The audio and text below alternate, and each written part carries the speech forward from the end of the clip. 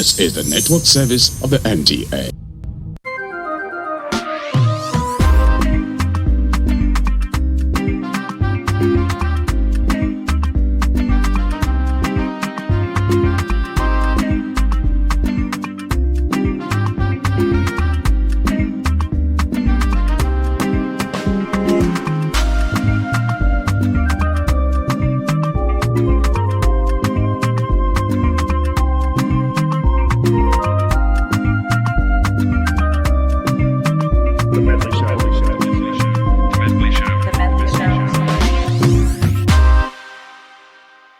Day, and I'm so excited to have you join us today on another interesting edition of the Medley Show.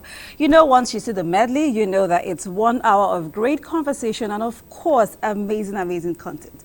Today will be anything less, because today we're talking about something that affects every one of us. Okay, maybe not everybody, but most of us, yes. Today we'll be revving and rolling on the Medley Show. It's all about cars and bikes today, yes. So whether you have a car, or you don't have a car, don't worry, if you don't have a car, you have a car soon. But if you have a car, just gather around. We have something to talk about today, and you'll learn a thing or two. And of course, you'll be able to, ask your questions, send us your comments, follow the conversation on social media. We'll just, do everything around cars and bikes today and have a great time for the next 1 hour. My name is Tochi Puta, and of course, this is the Medley Show. I have amazing guests in the house, and we also have great features, reports I will put together to add flavor to the show. So are you ready? Are you ready? Yes, I am ready. We'll start off with a feature by Semben, and this is the evolution of cars. Watch this, and we will be right back.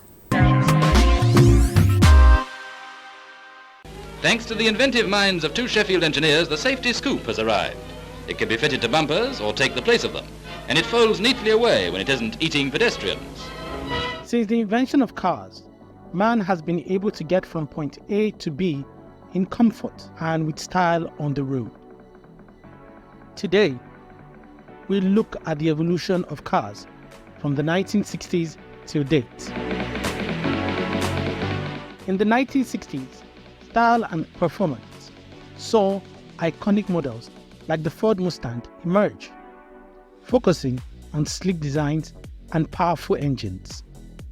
Safety features like seatbelts were introduced. The 1970s were influenced by the need for fuel efficiency.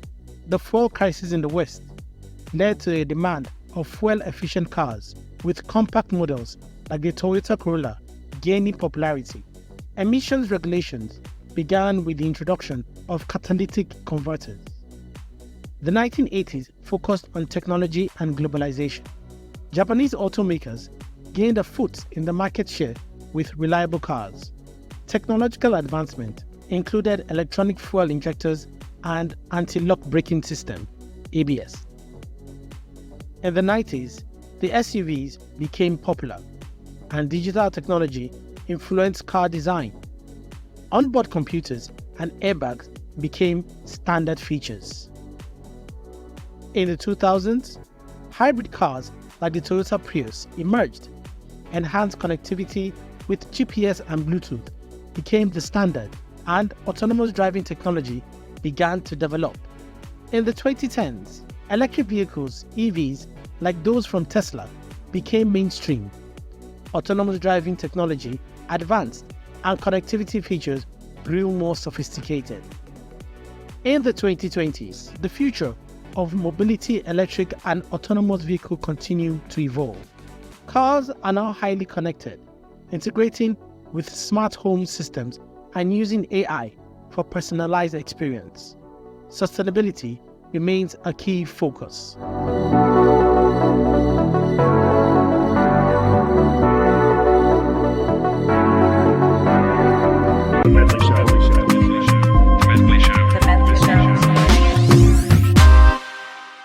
Thank you so much, Semben, for that. I mean, that brings back a lot of memories. When I was growing up in Jos, my dad had 505 and the Mitsubishi Boss. Then if you have Mercedes, you're a legend. I mean, now we've seen all those cars evolve into what we have today.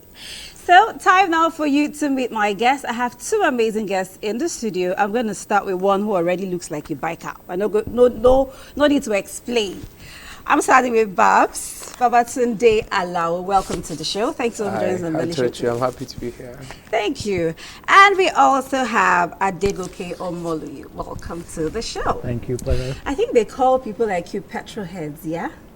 That's what they call it. You can call us petrol heads, gear heads. Gear heads, Yeah. okay. So I have 2 gear heads in the studio.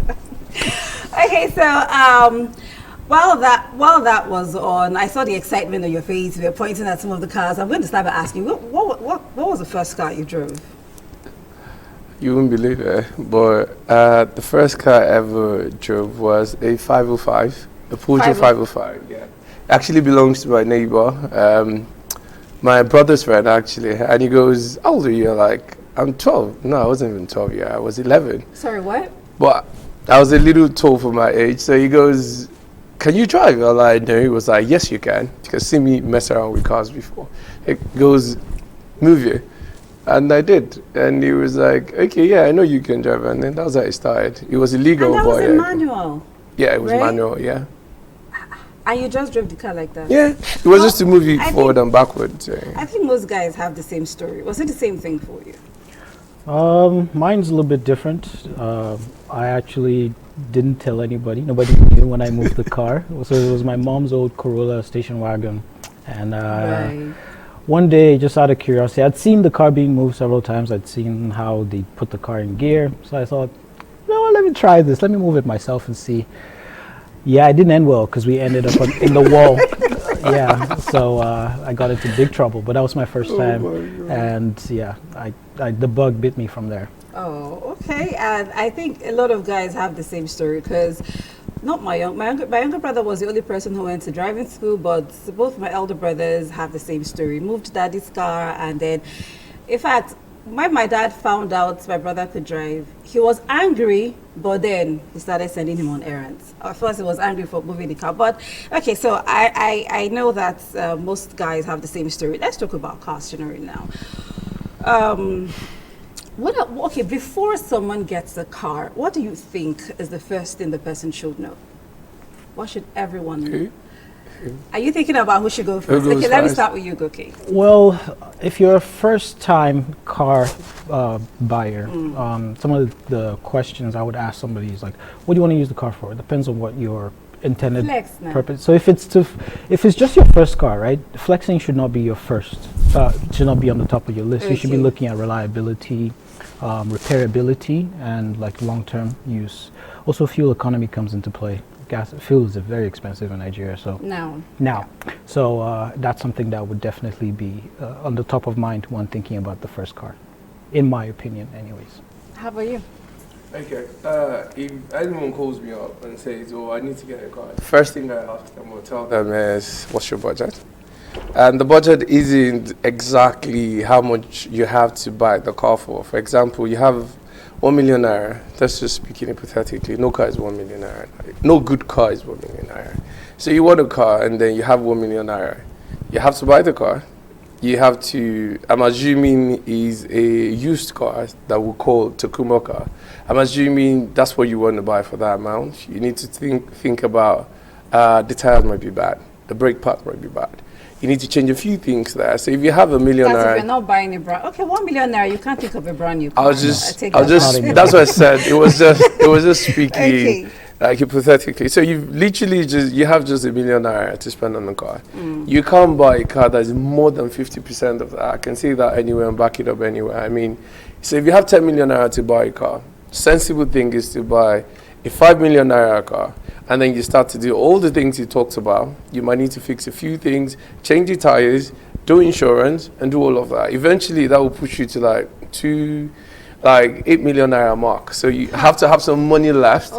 You need to do registration. You need to insure the car. Exactly. No. I was just saying, since I want to be realistic, like today's figure. So if you have 10 million naira to buy a car, a sensible person should not buy a car that's worth more than 50% of your total budget. So that when you have to do tire changes, oil changes, gear oil changes, maintenance, and all of that, you'll have gone into like maybe the region of like 7 or 8 million. So you still have some money left for it's an equipment. You could drive out the next day and then they tell you, oh, you need to change your transmission. And then you're like, and then, yeah. Speaking of carabiner and equipment, so I saw a video where the lady calls the husband, and then she says, my car stopped me on the road, and he says, why? She said, I don't know. Okay, he said, okay, what's showing on the dashboard? She said, I'm seeing something like a tap and something else looking like someone is sitting on the toilet. And he's like, oh, okay, just take a picture and send to me. So now, and that got me thinking, because there was a day I drove out and then my car stopped. I didn't know what was going on. So I called my brother. The first thing he asked me was, did you check the car before leaving the house? I'm like, check what? He said, hey, it's press play and then you just move. So that brings me to this question. Yeah, what are some essential maintenance tasks that every car owner should do? Because I mean, you could use the car the day before, start it this morning, and it's not going to start. Right. Well, when that happens, obviously, then you need to diagnose why the car is not starting. There's a procedure to doing that. But just general car maintenance, you own a vehicle, what should you be doing regularly? Well, the engine needs... Yeah, I like the word regularly. Yes, the engine needs oil to keep everything lubricated and running smoothly. If your engine runs out of oil or burns oil, there becomes friction, and then your engine could knock. So the first thing, obviously, is to make sure the engine keeps running. So make sure your oil level is topped up with the right kind of oil, depending on your vehicle. And then obviously you need to put fuel in it. So you need to make sure that you're putting the good fuel. Don't buy black market. Try and resist the urge. I know sometimes there could be some situations, but don't buy black market. You can't trust that you haven't mixed it with something else. And then other consumables like tires and other related parts. But generally, just you should look for wear items in your car, things that you would need to, that are consumable, that you would need to replace often. Tires, oil, brake pads, and things like that. Yeah. Okay. So I want to talk about seasons. We're in the rainy season. So I saw this video of obviously it was in Nigeria. The guy was showing how that he added things that look like spikes to his tires because of snow and all that. Snow, yeah. So we don't have snow here, but we have rain. Okay, what? Why are you embarrassing me? Okay, they look like spikes. So he said they're chains. Okay, so I agree, but that was obviously to help with the snow. So here we don't have snow, we have rains, and of course, when the seasons change, of course, you can't just use your cars the same way. So what are some of the things that we need to know? Of course, I know tires, yeah. But what else do we need to know when it comes to helping our car work properly when seasons change? All right. We have rainy season and dry season in Nigeria. And so it's a bit easier to deal with cars here than outside in temperate regions where sometimes if it's just water you have in your radiator, it can actually freeze over and that can ruin your engine, yeah. Right. If it goes to -0 degree and you don't have coolant in your car, in the temperate region, it's going to freeze up. Water is not going to the engine and it's going to burn your head gasket. But again, we're here, so we'll talk about Nigeria. So rainy season and dry season. So when the seasons are changing, the first thing you want to do is to check your wiper. I know a lot of people are always like, oh yeah, we're not using it now. So they get carried away. The first rain that happens, and I say something, obviously it's like a joke, but I say things like people's brains are inversely proportional to rainfall. So whenever it rains in Abuja, for example, you see a lot of accidents on the road, and you're wondering why. First thing, the wipers are not working, so the guy can't even see. Can't see where they're going. So when it's really raining, you're just there, and then the wiper's just there. So you make sure that when the seasons change to rainy season, you change your wiper. Another thing you have to do, if you can afford it, to check your cooling system, your climate control, I mean the air conditioner. Right. So if you don't have AC in your car, use terms that we will understand. Which one is cooling system? Just say AC. We know you're talking about AC. AC, air conditioner. Thank you. God so bless when you. it's raining and then you're breathing as well, the temperature outside and inside are not like the same thing. So it starts to fog up your glass. And even if your wiper is working, you literally can't see anything. Another thing is your tires. So you need to look for, so there's some tires that you can use in both dry season, very hot environment, and during rainy season as well. they have good treadings. If you're not sure, speak to your tire supplier. So you get good tires so that you can have tractions on the road. So when the road is wet, obviously, naturally, it reduces friction. So the grip is not as good. Yeah. Right? So you need to get tires that will have proper grips on the road. So this is a basic thing, coupled with what he's talked about before. I'm not going to be repeating oil and water and all of that. You already know you have to do all of that. But your wiper, your air conditioner, your tires have to be on point for you to be able to weather all seasons. And with the wiper one should actually be good all year round. There are times you're driving and then you have maybe insects smash into your windscreen. And then, you have to put the water on, wash it off so you can see. If you can't see, how would you drive? Avoid accidents? And then visibility is totally poor. We don't have street lights, right? So your headlight has to be good. Sorry, I'm jumping from. But I get what you're saying. Yes, I get what you're saying. Fantastic. Yeah. So, speaking of things to change in your car or make sure they're in adequate condition because of the season. Oil, fluids, fluid water, but oil, do you have to do anything about your oil when the seasons change? So generally no, but the intervals in which you change your oil does matter depending on the vehicle and the quality of the oil that you're using. Your car will specify on top of usually on the cap, the oil cap. When you open the hood, you see on the oil cap. So there's a cap on top of the engine, right on top of the block. Yeah. Okay, he's gonna have like a little oil can with a little dripping symbol next to it. You've probably seen it. And there are two. So okay, I'm saying that too because there was a day I was trying to check. Sorry, I interrupted you. I was going to check. I was confused because I'm saying I don't know which one is gear oil or which one is. I hope you didn't put oil or put coolant where it's not supposed to go. Honestly, those things confuse me. So you're going to help us to understand which one. Right. So it looks like a kettle with a little dripping, like a water drop. Right. Yes. Oh, okay. Yes. Yeah. That's exactly what it looks like, and it'll have numbers on it like 5W20 or something. 5W30. Yeah. So that's just that's they the oil must have the numbers. They must have They the must Right, have the okay. number on it. So that's the specification of the type of oil. So when you want to go buy your oil, Mobil 1 or whatever, you ask them, this is the number I'm looking for. It's important because that's what keeps the engine parts lubricated against each other. So that's very important. I'm going to jump on that a bit. Me and Goke, we've actually had a bit of a back and forth about the quality of oil you use. Yes. And I personally think when it comes to changing your oil, is whichever one comes first. Some people tell you 5,000 kilometers. Right. Or 3 months, 90 days. Okay. You're not just going to park your car, travel to wherever you want to travel to. And then you come back after 3 months and like, oh, I haven't driven this car, I don't need to service it. So age breaks down the components of oil.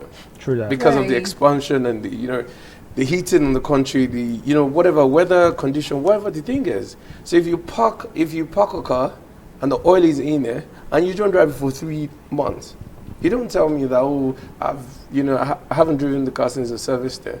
So whichever comes first, the mileage or the age. Yeah. And then let's break down the buying of oil, 5W30, 5W40. I personally think the condition in which your car is used is different. You're driving Uber, and then you're driving a car for 7 hours in a day, for 3 days, that's 21 hours. You're not going to achieve 21 hours of driving a car for a month. You're coming from home, come to work, maybe you go to church, hang out with a couple of friends. All that driving is less than 2 hours in a day. But an Uber guy who does 7 hours in a day, 5 days a week, and tells me, oh, now just last week I serviced some, your engine is going to knock. Simple. Okay. All right. We're going to come back to fluids and oils because I'm not done. I have questions, really, when it comes to what they call synthetic oil. So I'm going to want to talk about that, but let's take a break and I'll bring you a feature. This one we titled "The Parts That Give You Problems." That's the ones that constantly give you problems when it comes to your cars. Watch it, so we'll be right back. The Medley Show.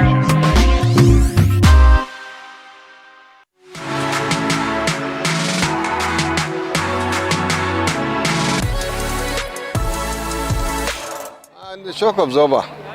Why? Because it's the one that normally gives me a problem.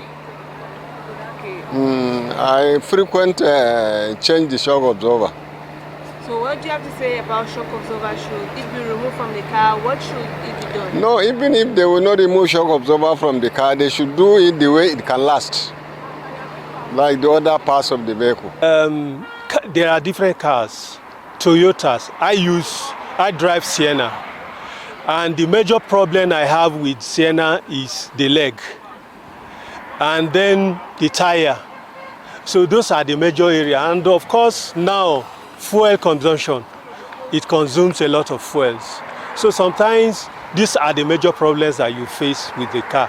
The tire is also the problem, because to buy new tire now is, you know how much the tire costs in the market. So if you buy Tokumbo tires, you may not likely get the original tire, and then you have the same problem reoccurring. If I will be given opportunity, I think it's the tire that I will take out of the car. But unfortunately, I don't think it's possible. Okay, why? What do you say?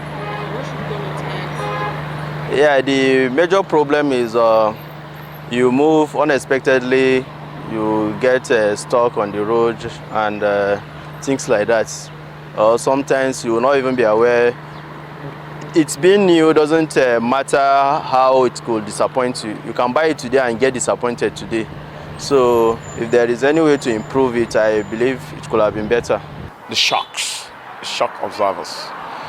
When the shocks are bad and getting original replacement becomes very, very difficult.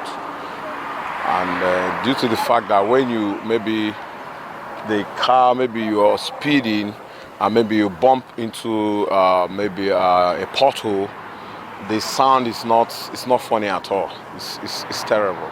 Okay, I think that was dependent on the grade of the vehicle you are using and where you are using the vehicle. But if you are using a vehicle in a place like Abuja with smooth roads, you wouldn't be having issues with your suspension systems. But if you go back to an environment where the roads are terrible, then you would surely want your suspension systems to have a lifelong expectancy rate.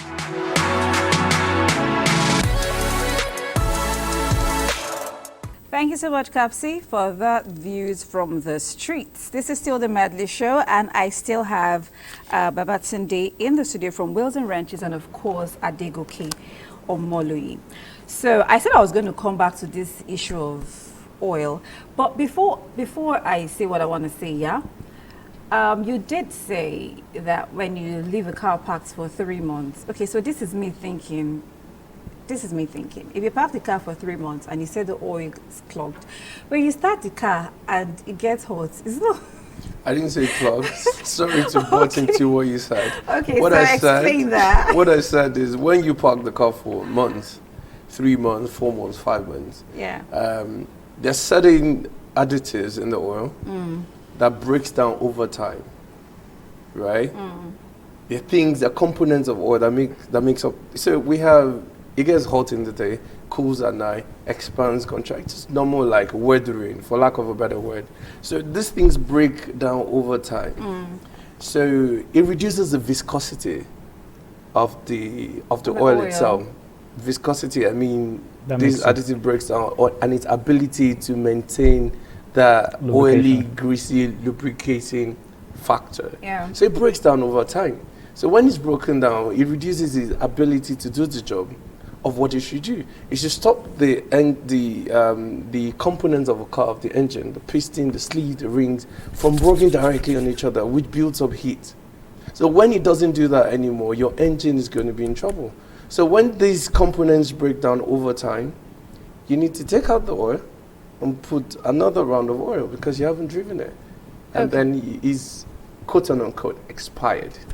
Okay, so I want to talk about this myth that's surrounding synthetic oil. I call it a myth because I used to believe it a lot, but it showed me. I was a car I was driving at a particular time.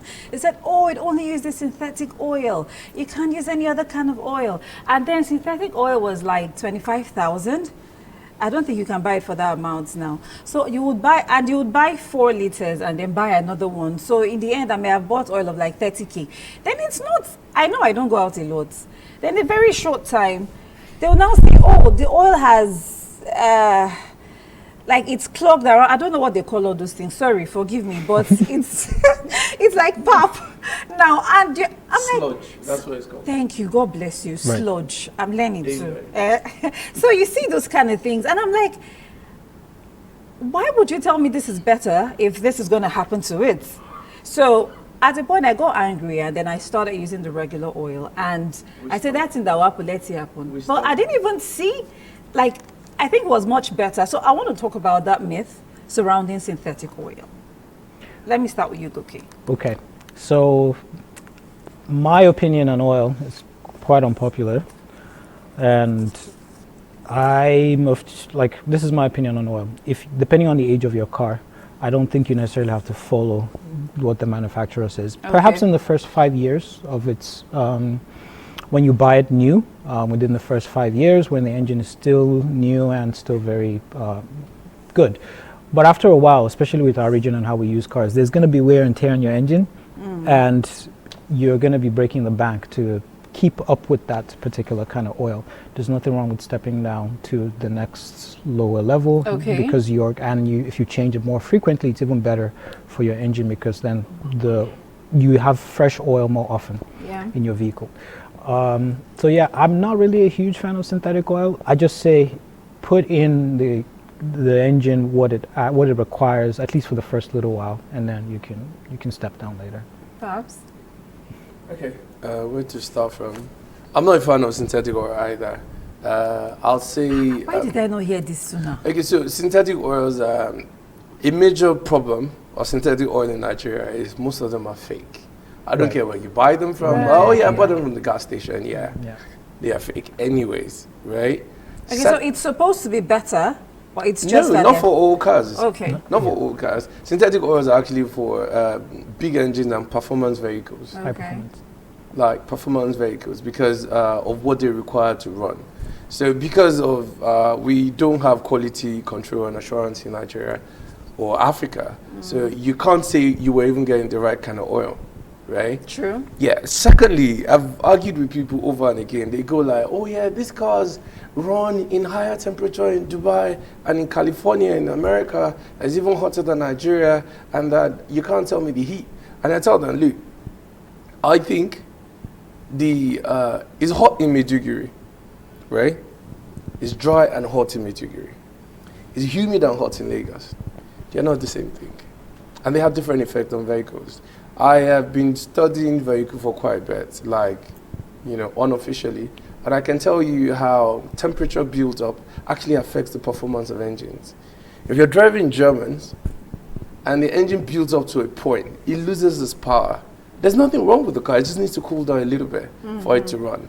I mean, you wake up in the morning by 7 o'clock, the temperature is already clocking 30, 35 degrees. It doesn't happen where these cars were made.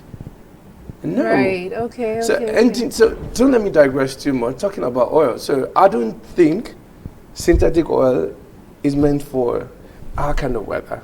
Right. I honestly don't think so. Coupled with the fact that you're buying the fake ones, I'll just say, like he said, just buy regular oil. Just make sure you change your oil as often as you possibly can. Okay. And secondly, this is not popular either. People don't like to get their hands dirty. I know you have cars that, oh yeah, you can see that, due for service and all that. Don't wait for that. Yeah. Open up your hood, open up the engine cap or maybe the dipstick, bring it out, touch it, fill it. If it doesn't feel like oil anymore, or anointing oil, for lack of a better example, or it doesn't feel like oil anymore, or you bring out the dipstick and the oil is dropping like water, that means what? It's lost viscosity. It needs to change. It's due. Okay. That's the street word. So when you bring it out and it takes like maybe a couple of seconds for it to come to the tip to drop, that's still good. If you pull it out and it keeps dropping like water, you're running on borrowed time. Spoil your engine. Okay, so we've been talking about changing engine oil, right? So how about coolant, brake fluid, gear oil, and all of that? How does that work? Okay, so for coolant in Nigeria, honestly, if you're driving a new vehicle, definitely don't touch the coolant. The one that came from the factory is okay, it's fine. But if your car is older, say 10 years or older, and then you may want to start taking a look at the cooling system, water is fine for the most part. here. However, it is important that you also make sure that the cooling system is actually working properly. Otherwise, your gasket blows and you have bigger issues on your hand. Right. So just make sure that the cooling system is functional and not leaking. For the most part, water is fine in Nigeria. Our temperature doesn't require coolant because it goes below a certain temperature in those countries. Right. And yeah, again, like I said, water is fine for coolant. Other fluids like brake fluid and transmission fluid, those you do need to change sometimes, but not as often as you do with oil, engine oil, I mean. Sometimes you may need to service your brakes, and if there air gets in it, you have to bleed it, all of that. We just recently did one on a car we're both working on. And in transmission, don't touch it unless you have issues. Don't flush it, just drain and fill it if need be. Please don't go into the transmission if you don't need to. Okay. So does it work the same way for bikes? Because we've been talking about cars, but does it work the same way for bikes? I know that bikes not everyone has, not even, there are very few people that have bikes, because I choose to see it's like bike is elitist, or someone who just, you just want, yes. a lot of because there's so many people who want bikes, but it's much easier to afford a car than it is to afford not Okada. I'm talking about power bikes, motorbikes, So does it work the same way for bikes? Yeah, not really. Okay. To be honest, for the engine oil, bikes perform at the very, very, very highest level. So you're not waiting for, months. If you ride your bike every day, because of the kind of performance required for the bike, and so you need to change the oil. For the coolant as well, I'm with him on this. In Africa, you don't need coolant. As a matter of fact, if you put coolant in your car, and you don't put the ratio, because there's a ratio of water and coolant that should be in your car. Yeah. I think it's about between 60-40, 70-30. Yeah. Okay. Coolant, water. If you put too much coolant in, it actually can cause fire. Wow. A lot of people don't know that. No. In both ways, vehicles. Right. Yeah, because coolant itself is, the material used for it is flammable. It's flammable, I think, yeah. So that's why they write on it that you need to put a ratio, certain ratio, 60-40, 70-30 of water. Put too much, if you're not sure, just put water and just leave it and just save yourself the trouble. And like you said about transmission oil as well, don't drain it out except you absolutely have to. And it's not something you just tell some roadside guy that, I think my gear is not changing, I want to service my car, please drain the oil. No. Which is why some cars, we're not allowed to mention names, they go, oh, the car have gear problem. Every time, the gear problem, I'm sure we can think of certain cars like that. It's the mechanics that they just mess it up. Right. You drain the oil in your transmission, there's a converter, there's a valve body. These things are never supposed to be without oil. It's just drain them oil and just go and buy some cheap transmission oil and just put it. There's a car, I'm dying to mention the name now, but I don't want to mention it here. The gear is actually bigger than the engine. Right. Right, because of how complicated and advanced the car is, right? So if you just take out the oil and you put anything you like, that's it. Go ahead, what kind Infinity and Nissan. Nissan, I'm a fan of Nissan and Infinity. And Honda as well. But everyone goes, the gear. No, it's the oil you put in there. And couldn't call the person names. And the person that drained the oil out without taking the necessary precaution. So when you drain the oil out and you're putting the new oil that's supposed to be its on, you put the oil, you don't drive the car. You put it in drive, you put it in reverse, keep doing that to ensure that all the oils are going back into the converter, into the valve body. Right. Before you drive it. You can do that for 2 hours, 3 hours. You're making the car. You can do that for what? For 2-3 hours. With how much you are buying fuel though? No. I mean, you're teaching the car. So it's, okay, now that's a question I should ask. So when the car is in one spot, it's not consuming fuel? It is, but not at the rate if you were moving. If you were moving, yeah. Okay. But I'm talking about changing transmission oil, if you must do it.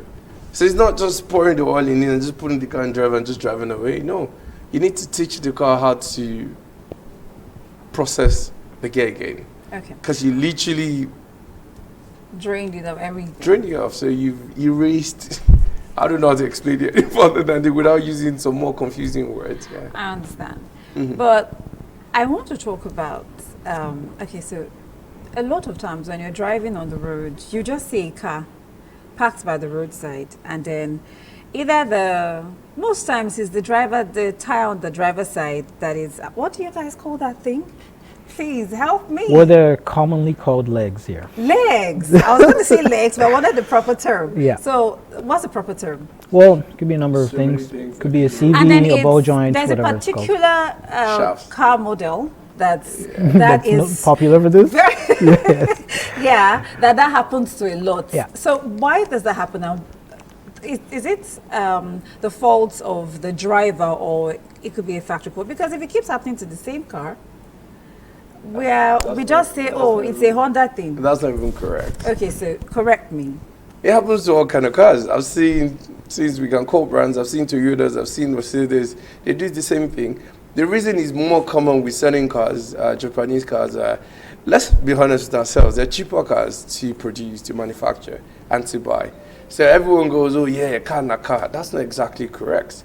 I mean, you're buying a Honda that has the components that attaches the tire to the body of a Honda. It's less in number compared to the number that attaches a tire to that of a Mercedes. For a Mercedes, you're talking upper and lower double wishbone. There's something called wishbones.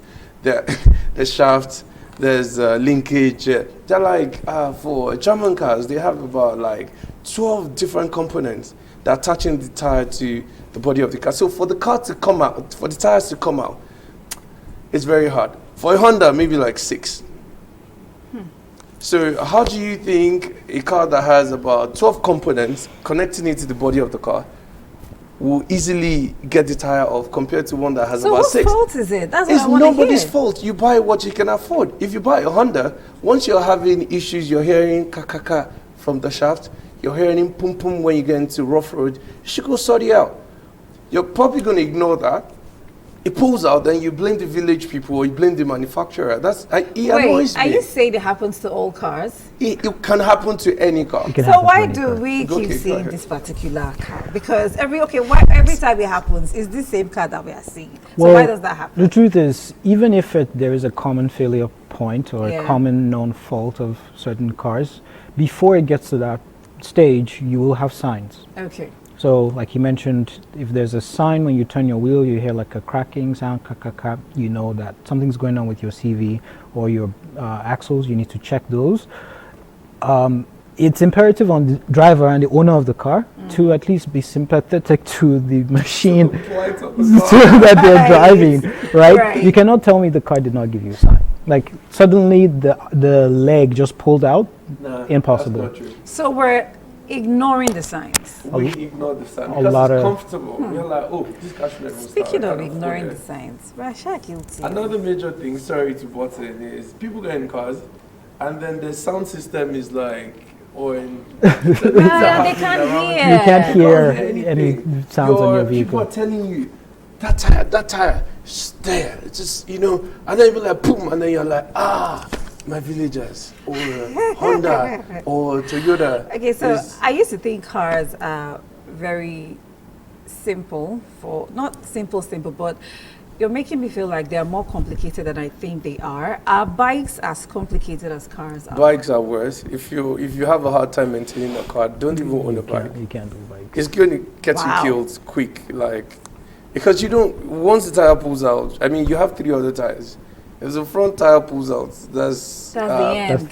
Okay. Case number 2. What's your name?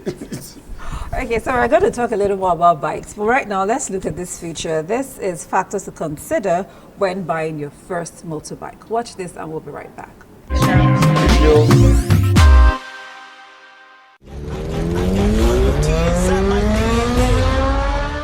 Have you imagined taking a long-distance ride on a motorbike? That's chance to explore your adventurous side and the freedom to go as fast as you can.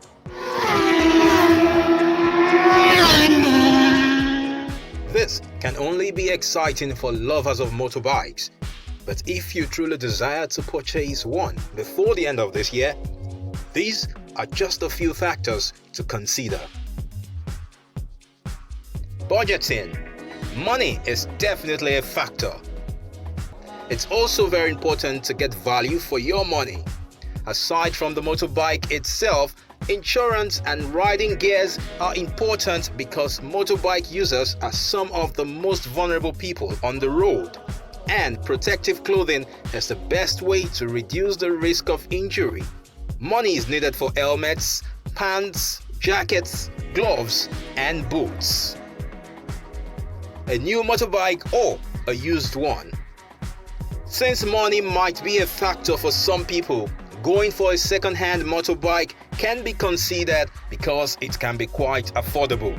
Of course, a brand new motorbike comes fancy like a trophy, but as a new rider, consider a used one as a step to gaining more experience. Consider the height and weight. This is very important for a new rider trying to buy their first motorbike.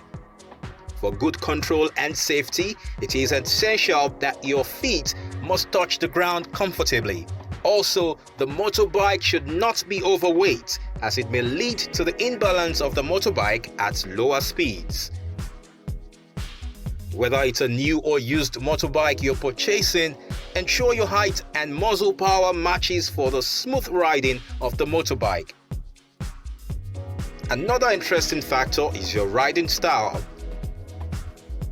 Will you be riding in park outings, mountain bike excursions, or simply commuting to work? Road motorbikes are designed for pace and distance on paved roads. Mountain bikes are perfect for off-road trails, rugged terrains, and daring journeys. City bikes are ideal for urban commuting, emphasizing convenience and comfort. These are just some of the major factors to consider as you buy your first motorbike. It's back to the studio. Okay, welcome back. Thanks so much, Yemi, for that feature. I still have Babs in the studio and, of course, Goki. So we've been talking fluids, so many other things, all the things you mentioned that I can't mention all of them. But I want us to talk tires and brakes now. We've talked about how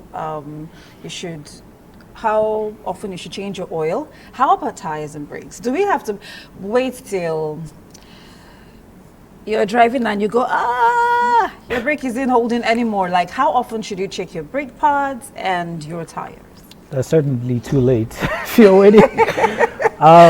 Okay, so brake pads are a wear item, and you definitely need to check them. But not just brake pads, brake discs as well. So they call it. Okay, so you said brake pads and brake discs. Yes. Okay. They're two different things, right? Exactly. Right. Okay, so the brake pads clamp together on the brake disc to stop, and that creates wear over time. So you do need to check that they are not below a certain thickness. Okay. Most new vehicles and most new brake pads have like not a sensor, but like a thing in them whereby when they wear below a certain amount, you start to hear that squeaky sound as you're rolling or when you're coming to a stop. Once you hear that sound, something's got to be checked out, either your brake pads or the brake disc. Right, I got it. Right. Now, the brake disc can also give you signs if you are braking and you're noticing it wobbles. Yeah, then you need to get the brake discs checked out, because that means it's not straight. When it wobbles. When you're braking and it wobbles, okay. yes, it means your disc may be slightly bent or worn unevenly. Right. So that's something you need to check out. You should check them maybe twice a year. Don't necessarily need to change it. You need to actually check it to see if it needs to be changed. Tires, on the other hand, you can see visually once they start to wear. Okay. We don't have coins in Nigeria, but it's an easy way to really see the height of the tread. How do you use a coin to check that? You don't necessarily. So you wouldn't use a coin in this case. You could use just a piece of paper or something to see how high of a tread it is. If it's less than a certain level, then it should be changed. Don't let it get to where you can see it's now smooth. Yeah. Okay, so how about battery? Because I've been in a situation before where I went to pick up my sister and I didn't want to turn off the car. I was just waiting. Then after a while, she was taking too long. I turned off the car. Now I want to start the car. It won't start. I tried, like everything on the dashboard comes on, but it won't start. And then someone comes, oh, it's battery. Oh, we have to look for jump start cable and all of that.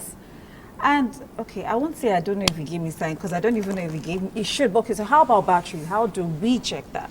So batteries have lifespan. Okay. Have expiry time.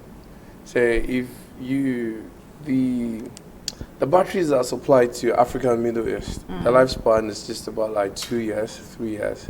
You'll be lucky to get 3 years out of them. If it's in other countries where the quality control is really high up there, it's about 5 years, right? So if you've used any battery for 2 years in Nigeria, you should be getting ready to switch them. 2 years? Yeah. Right. That's if you get lucky. And then another way to get it, when you're cranking up the car, there's a way it can be sluggish. Okay. No, and then start. So when it starts to do that's a sign. Okay. Right?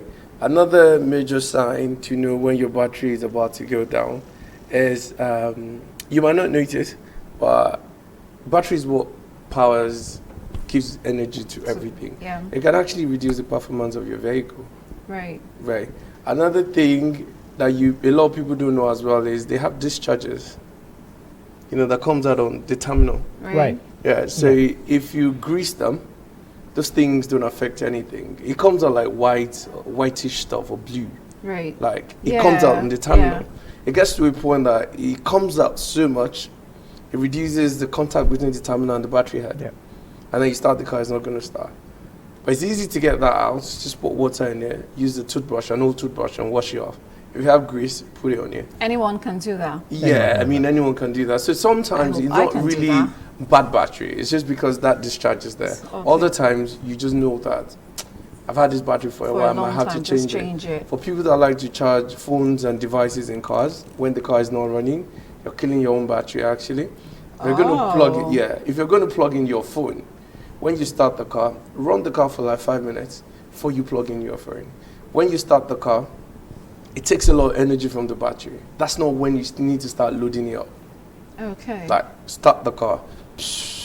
Then you need to wait until it recharges for a bit. Does that happen with AC too? Like, you don't turn No, AC is not part of what I'm saying. I mean, external things you're attaching to the car. Okay. MP3, any other thing that is not part of the stock things that came with the car. Okay. AC is stock, came with the car. Right. That's provided for already. Okay. So once you start the car and you want to charge your phone, your iPad, your radios, if you're a security personnel, any other thing, you need to wait a little bit for the battery to recharge itself a bit through the alternator for you.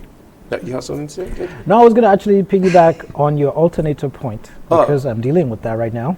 Go ahead, man. And that's an item that doesn't really wear out that often, but people may forget about and think it's a battery. So you do need to make sure that your alternator, which you need to actually recharge the battery, is in good working order. Otherwise, you're going to be chasing the same issue back to back to back. Okay. Yeah. So there's something I want to ask. I want to ask something, yeah? I think it was you who I saw post that thing on Wheels and Wrenches where you're talking about fuel consumption. I want to talk about fuel consumption. So you said that when you fill up the car, which almost everybody wants to do, once there's a bit of scarcity, you see everyone trying to fill up their tank.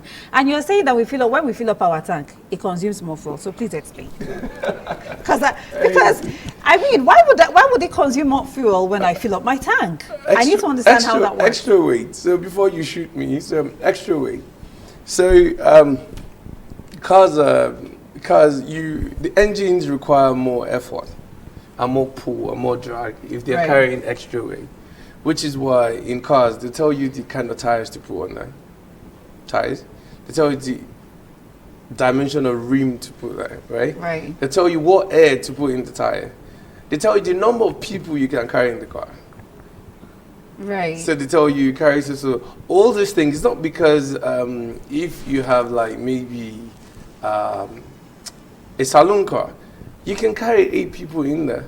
They can sit on each other and all of that. The car is still going to move. But you're damaging things, components. It's taking more fuel because the engine is not built to carry that weight. So I want to understand how filling up The your fuel tank. one, that's what I'm saying as well. So when you fill up your tank, it's heavier. And then you have a heavy, the car becomes heavy. Water is So when you buy a car, is it written somewhere in the manual that you shouldn't fill up your tank? So these are hacks that are not going to be in the manual. I'm not saying don't fill up your tank. I'm just saying that when you fill up the tank, okay, actually, you're not supposed to fill up the car, and then they continue to put fuel in it until fuel starts to spill out. Oh. There's no manufacturer that will tell you to do that. But because of what we face in Africa and Nigeria, tell them to keep filling it. And then they keep putting it there and be like, that stop. Then they'll do pa, pa, pa. Normally, when it hits back once, when it kicks back, that's it. Right. By the time you get in the car and start the car, you see that it's on full. But what's the point of the pa, pa, pa, pa? So you put them.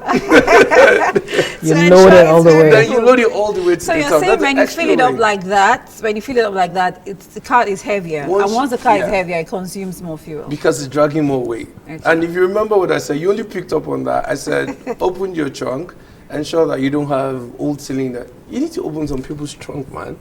Is it old shoes, weapons? And the one that got me was the bag of fuel rice. consumption. Yeah, So filling up your tank, that was the one that got me. It all adds up. Okay. And then All you right. get in the car and you think, oh yeah, the guy's supposed to, this guy's the chop for us. So, okay, let me ask you this, Yep. Like, what should someone consider if you want to buy a new car, brand new car? Okay. That's not very common. And if you're buying a fairly used car. So, did you qualify with not very common? Or Okay, I take you back. No, what I mean is if it's a new car that's Brand not new car, just- like you tear up the leather. Right. And then, because a lot of times we just talk about when you want to buy a fairly used car. Right. You check this, you even mentioned that earlier, you check this. So how about buying a brand new car? Well, yes, some factors will still apply. Reliability, repairability of the vehicle. If you're buying a brand new vehicle, you're definitely more likely to get, reliability out of it. But you should also think about, if this car needs service, will I be able to get that done here?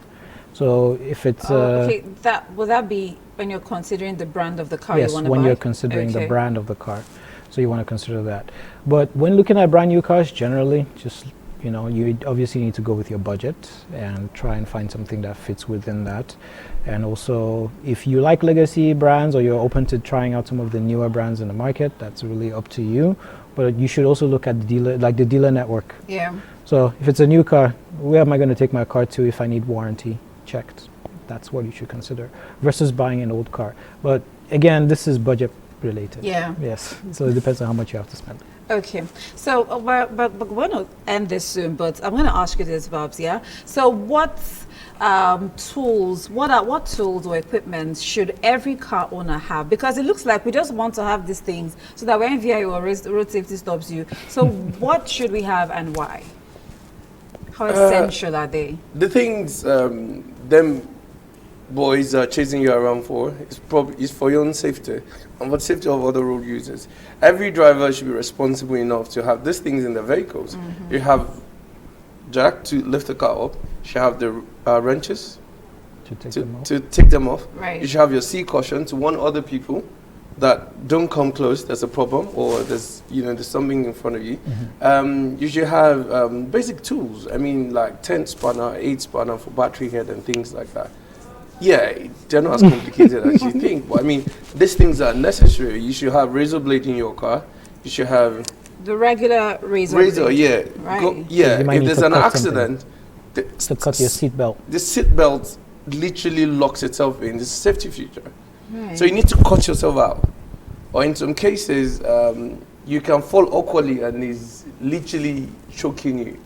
So you have to have razor somewhere in your armrest or where you can reach easily and just pick it up and cut yourself out. Right. So you need little spanners, screwdrivers for basic maintenance thing. You can be stuck where you're not able to get help as soon as you want. If it was other countries where you can get roadside assistance, you call 999, 111, blah, blah, blah, and someone shows up. I mean, you're going to Cuba now, the airport at night, and then something happens. Who are you going to call? True. So you need to have basic stuff in the car.